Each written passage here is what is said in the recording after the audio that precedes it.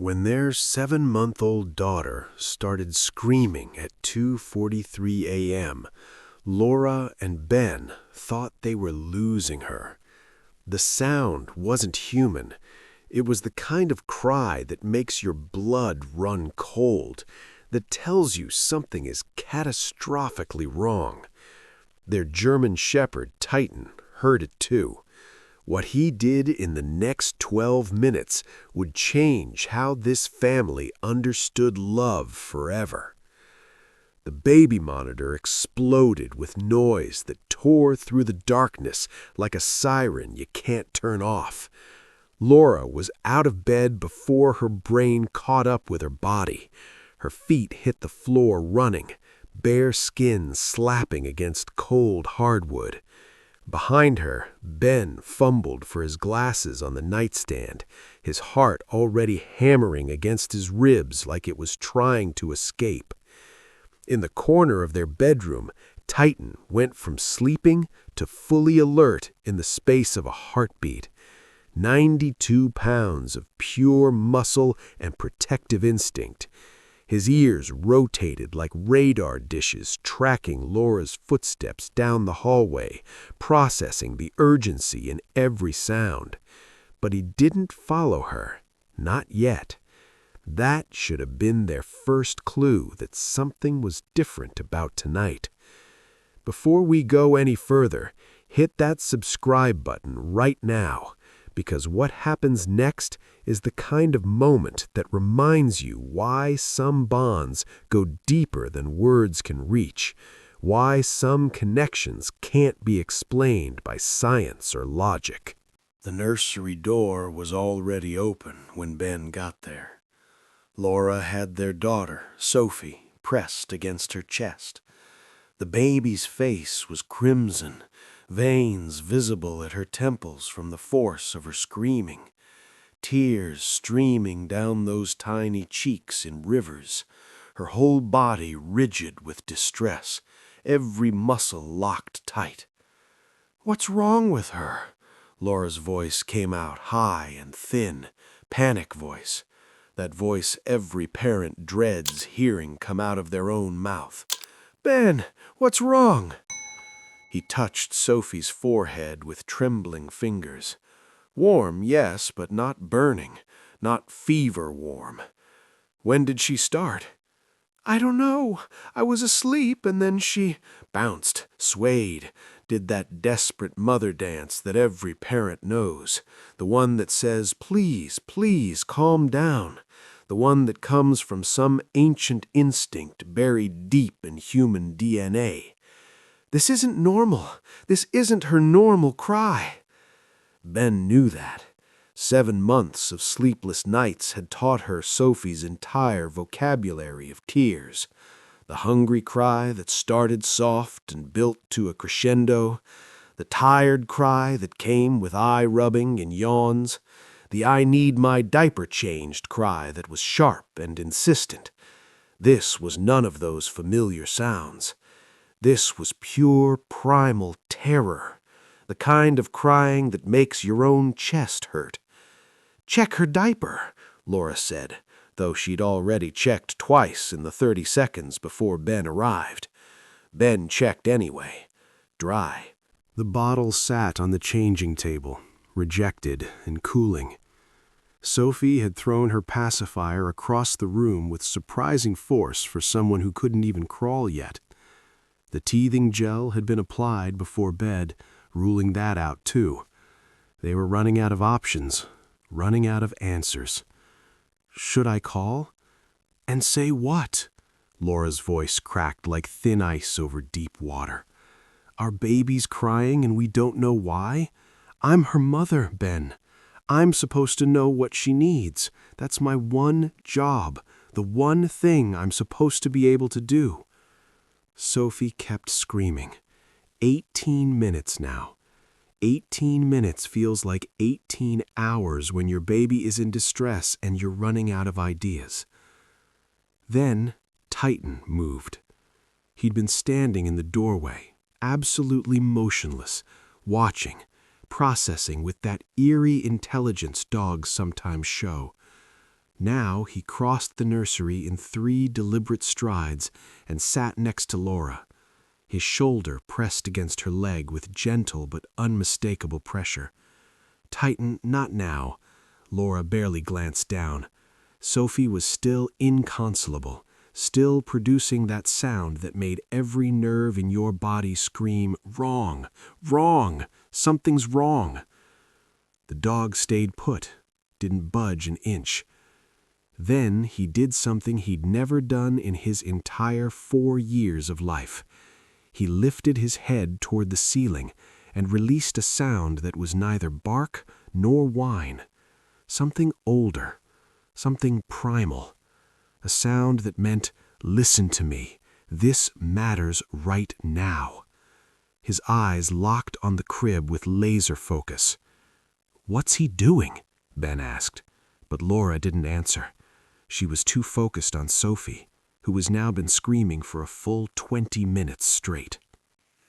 Tighten stood with purpose, walked to the crib, put his massive paws up on the railing with deliberate care, and started pawing at something they couldn't see. "Tighten, down!" Ben grabbed for his collar, but then he stopped mid-motion. The dog's nose was shoved deep into the narrow gap between the crib mattress and the frame, pushing, digging, his whole body language radiating urgent need to communicate. He looked back at them with an expression that was so humanly frustrated it made Ben's skin prickle. "What is it?"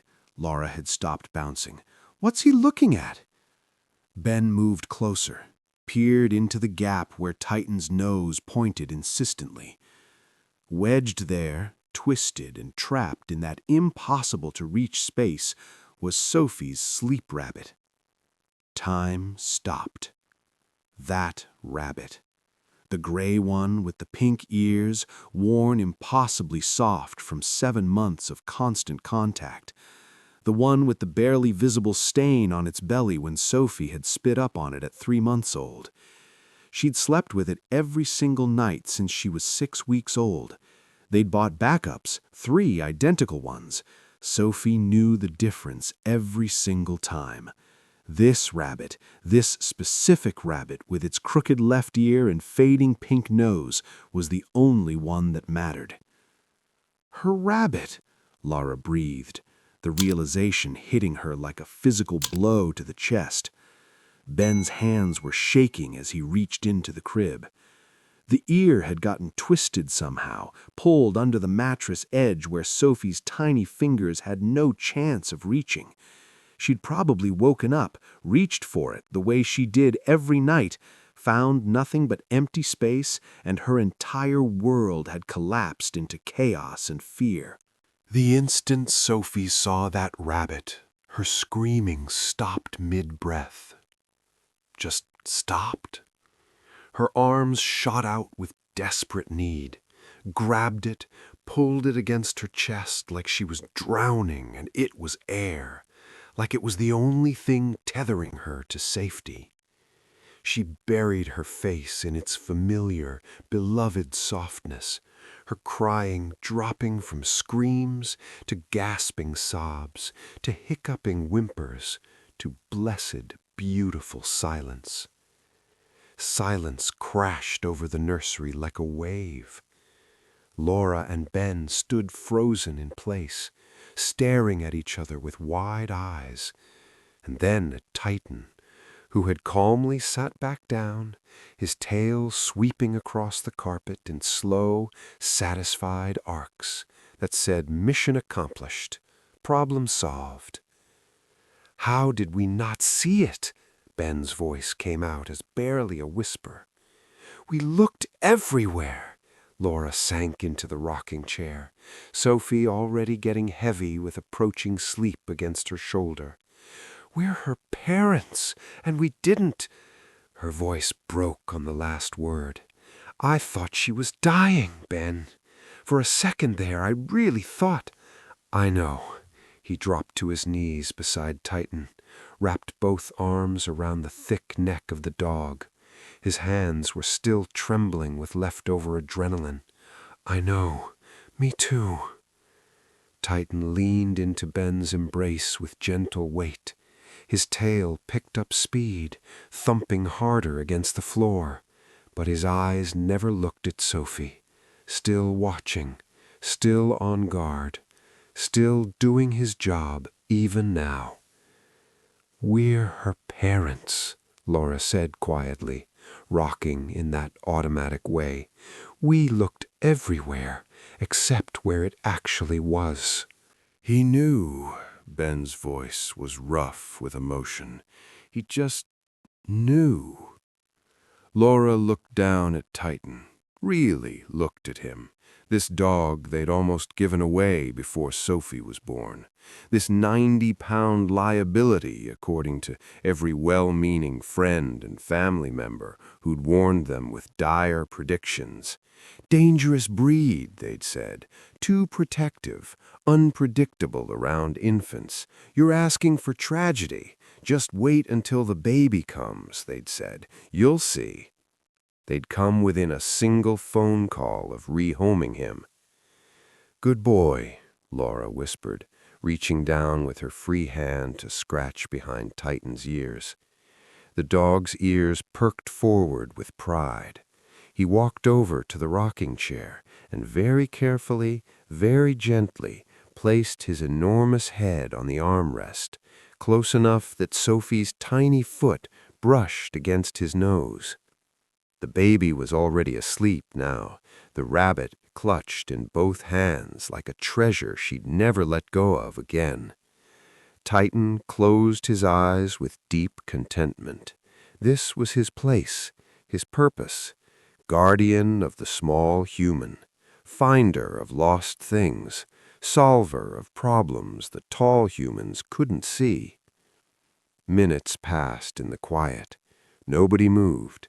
The crisis had ended, but its echo remained, that hollow feeling in your chest when you've been terrified and then suddenly you're not. "We should put her down," Ben said, eventually, reluctant to break the moment.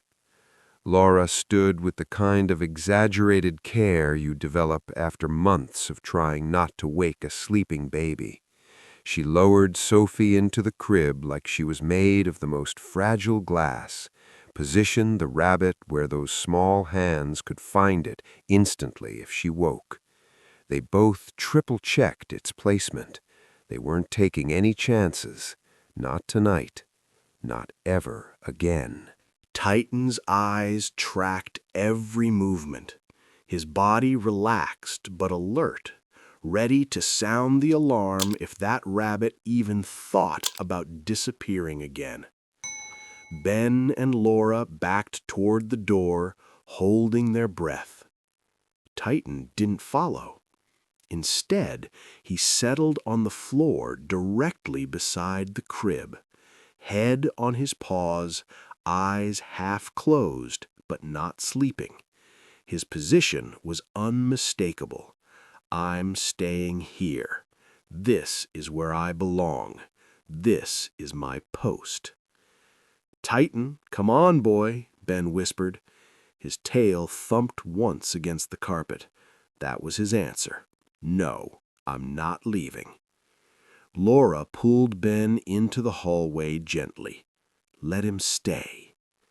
They left the door cracked open, just enough to hear if Sophie stirred, just enough to check without waking her.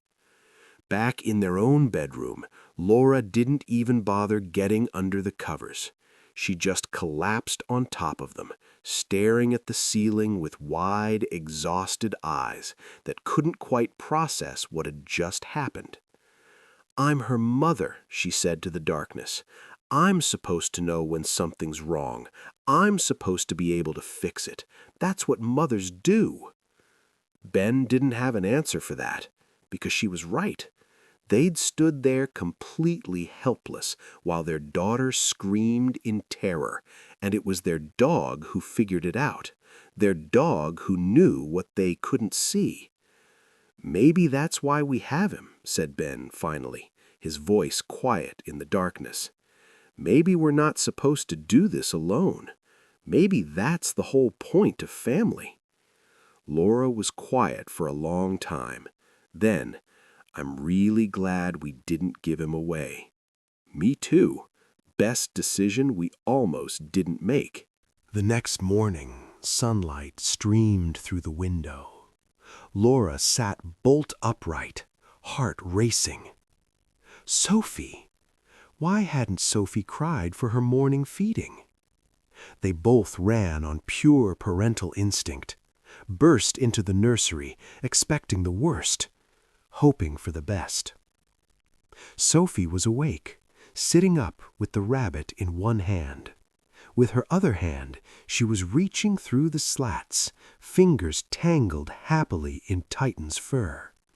The dog was exactly where they'd left him. He'd been there all night. Sophie saw her parents and broke into that gummy smile, giggled, tugging on Titan's ear. His tail thumped. He licked her fingers. She dissolved in laughter. "He stayed," Laura breathed. Ben pulled out his phone, took a photo. Sophie and Titan.